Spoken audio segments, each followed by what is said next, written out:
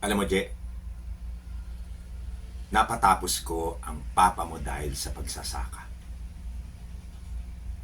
Wala akong gamit-gamit na cellphone. At maliwalas naman ang buhay namin kahit wala kaming ganyan. Anong alam mo sa pagsasaka?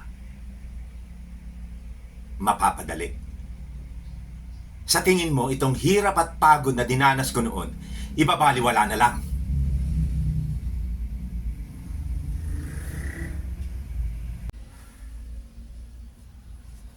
Halika rito, Jen. Halika!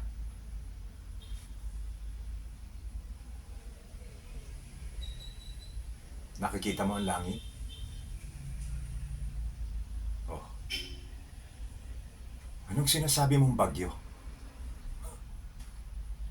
Ang ganda-ganda ng panahon. Ganyan. Ganyan ang pagsasaka, Je. Inoobserbahan mo ang kapaligiran at tutok sa ani.